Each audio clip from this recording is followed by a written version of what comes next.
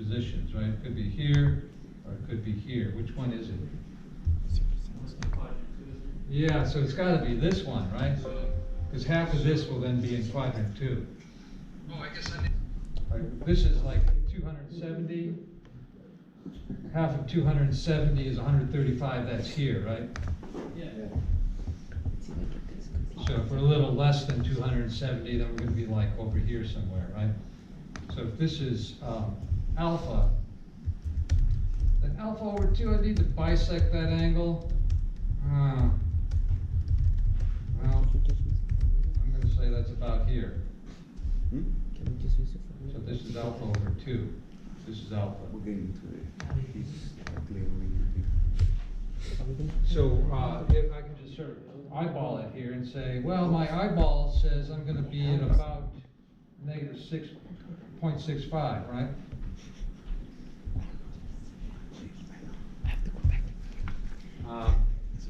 Let's see how close I am, right? Because we can work the formula exactly, right? So what's the formula for cosine alpha over 2? Well, it's plus or minus the square root of something involving cosine alpha. Do we want a plus or a minus? Well, obviously we want a minus, right? Because cosine alpha over 2 is in quadrant 2. Yeah, let's figure it out. Okay. This is what. So Having it it would be negative square root of 1 plus cosine alpha over 2, and we know what cosine alpha is. That was given, right? Yeah. So this is 1 plus negative 7/25 over 2. That's going to be the negative square root of 9/25. Is that too much arithmetic at once? So how am I getting 9/25? Well, I'm saying 25/25 minus 7 is 18/25, and half of that is 9/25, which is convenient because that's then a perfect square under the radical. So this is negative 3/5. And I said it was about negative 0.65. It's actually negative 0.6, but that's pretty close. So I'm going to say negative 3/5. And I'm right again. Just to run.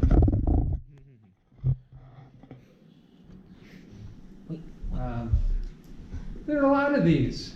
So this is kind of what I want you to do, is practice using these identities until you're fluent with them. It takes a lot of practice, You right? got a yellow one?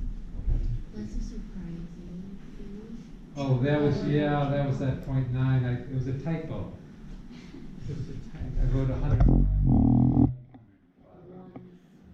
in a lifetime. Yeah, it's rare, but it happens. So cosine twice the angle is negative 8/9. So let's dial that up.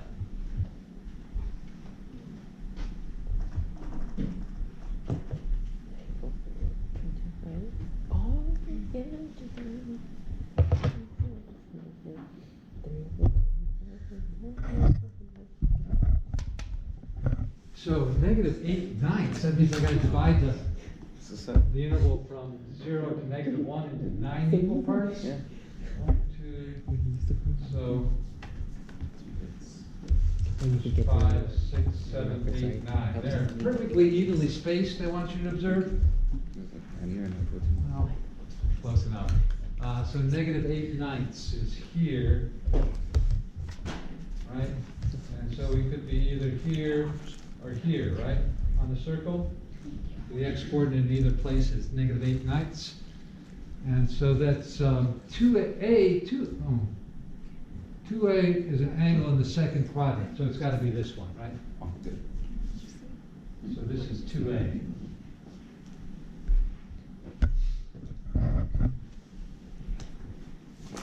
What's cosine A? Well, that's going to be half of that, right? Half of that is going to be about here.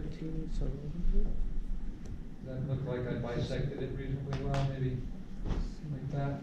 If I drop the plumb line down to the axis. Let's see, but let's try to divide this one into 10 equal parts. So this is going to be, I'm going to say about negative 0.25.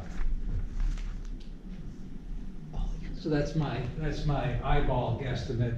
Now we can find, so this is angle A here, right? Half of 2A.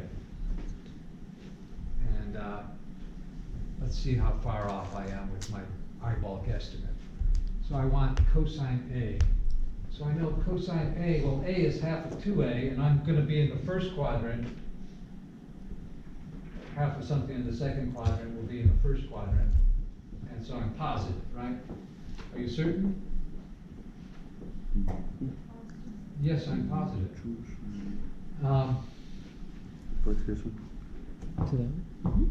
You just skip it all the way down. Is that correct? Just using the the half angle formula, Use which any of is these two. cosine, yeah. It doesn't matter which one. Cosine T over 2, well, Or using the last one. yeah.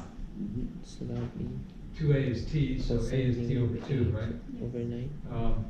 And so this is going, we're given Yeah, okay. cosine 2A is negative 8/9, so this is 1 minus 8/9 over 2. And so that's 9/9 minus 8/9 is 1/9. Half of that is 1/18. It's going to be the square root of 1/18. Well, that's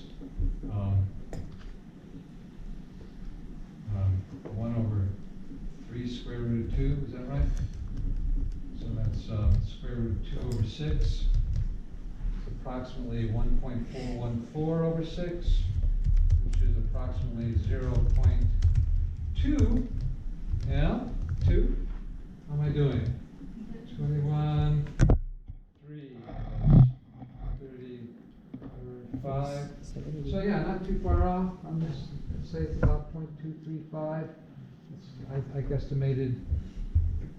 Why do I have a negative here? That's wrong. But yeah, so what do they want me to type in? You don't say.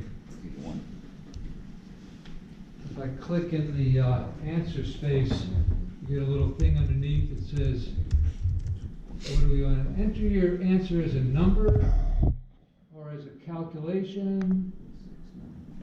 Okay. So can we enter in square root of 2 over 6? Sure, that's correct. 81 minus 129. Yeah. Really? Looks like that's okay. It's 128. It's 128. Oh. And then 128 Yeah. minus 81 is 45. Yeah, I'm always right. You know that. Wait. You knew that was going to be right. He used a different formula now. Thank you. So any questions about that? Or Used the having. just working the half angle formula some more? Wait, how did? Try dialing it up. I'm sure, it's a nice game you can play, right? Professor, how did you know how to use the half angle formula and not the double angle formula? Well, because we're given the cosine of 2A, and we want the cosine of A. A is half of 2A. Yeah, it's a little confusing. Sometimes you get T and you want cosine of half of T is T over 2. And then the other one wanted the. Okay. Yeah. Since they wanted A, since I guess it's the half of. Process, you see. I don't understand it at all. Life is like chess. 11 pi I don't over know how to 8. play chess. Well, we know cosine of 11 pi over 4, I do not right? play chess. I do 5. Where's 11 pi over 4?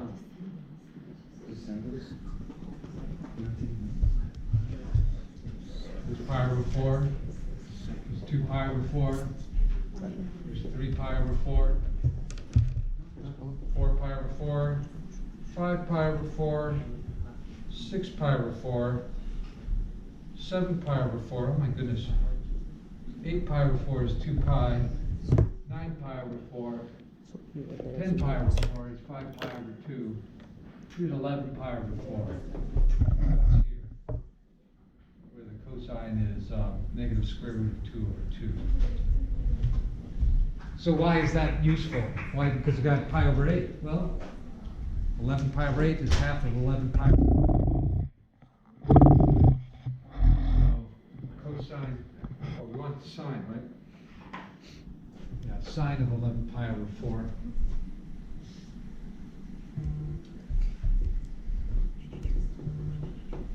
Well, let's do this. You can subtract 2 pi, right?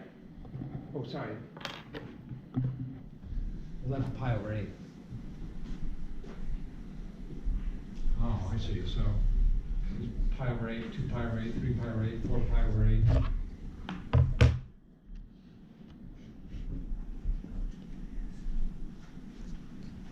Yeah.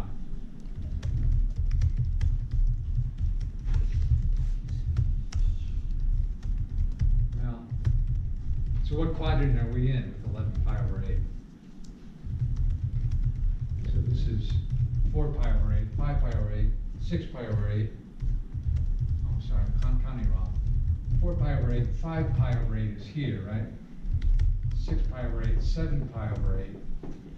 8 pi over 8 is pi. 9 pi over 8, 10 pi over 8, 11 pi over 8 is here. You sign positive or negative? Negative, right? So that's, first of all, you want to determine which quadrant you're in so you can use your discretion